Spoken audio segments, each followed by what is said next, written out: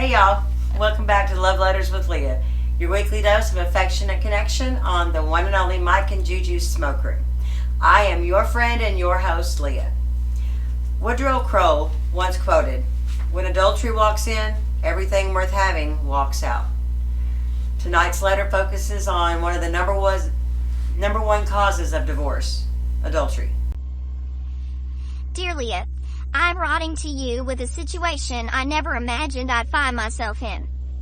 3 months ago, I discovered that my husband of 8 years has been having an affair with a colleague from his office. I found out accidentally when I borrowed his laptop and saw messages pop up that left no room for doubt. What makes this especially difficult is that I haven't confronted him yet. Every day I watch him come home, kiss me hello, and talk about his day as if everything is normal. He doesn't know that I know, and I feel like I'm living in a strange limbo where I'm simultaneously his loving wife and a detective gathering evidence. Part of me wants to confront him immediately, to scream and demand answers. Another part is terrified of what happens after the conversation. Will it mean the end of our marriage? We have 2 young children who adore their father, and the thought of breaking up our family is devastating.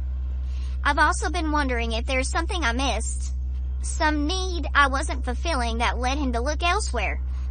We've been so busy with work and parenting that our connection has definitely suffered in recent years. I'm not making excuses for his betrayal, but I can't help questioning everything. Leah, I need your guidance. Should I confront him now, or should I gather more information? Should I consult a lawyer first? Is there a chance of rebuilding trust after something like this, or am I just fooling myself? How do I protect my heart and my children through whatever comes next? I feel so alone in this secret knowledge, and I'm grateful for any wisdom you can share with me. Sincerely, Betrayed but Breathing. Well, dear betrayed but breathing, first, I want you to know that my heart aches for you. Discovering infidelity creates a special kind of pain, one that combines shock, betrayal, grief, and disorientation all at once. The fact that you're carrying this knowledge alone while maintaining a facade of normalcy shows tremendous strength, even if it doesn't feel like strength right now. Living in that limbo you've described, being both his wife and detective, is unsustainable for your emotional well-being. While there's no perfect roadmap for navigating infidelity, I can offer some guidance based on what I've seen help others in similar situations. Before confronting your husband, I encourage you to do 3 things.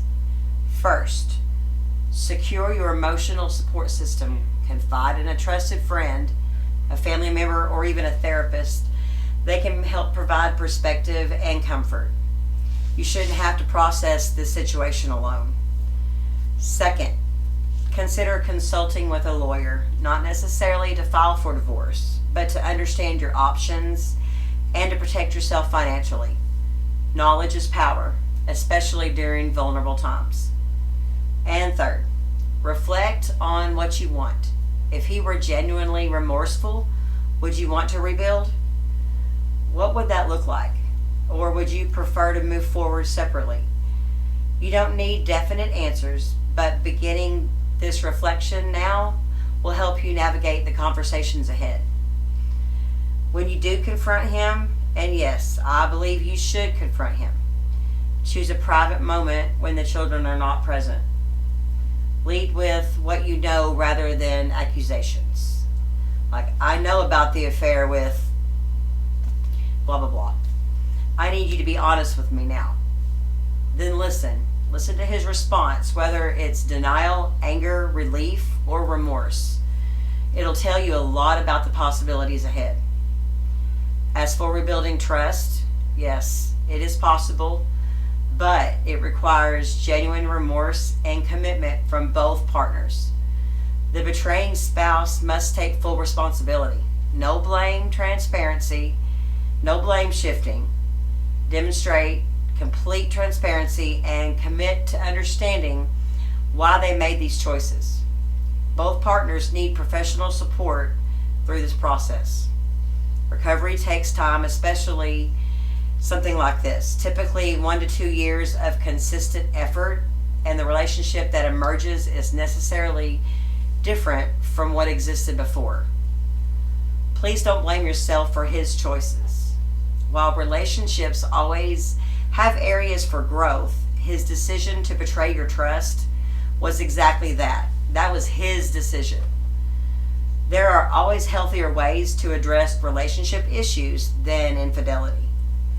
Your children are fortunate to have a mother who considers their well-being so carefully.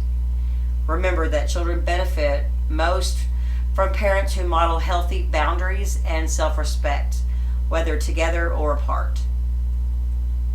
Whatever path you choose, know that this moment does not define you or your future. Many have walked through this fire and have emerged stronger, wiser, and more capable of authentic connections, whether in a healed marriage or in a new chapter. Stay strong and keep your head up, and you'll know the right time to do the right thing. Everybody else out there, thank you for joining me tonight.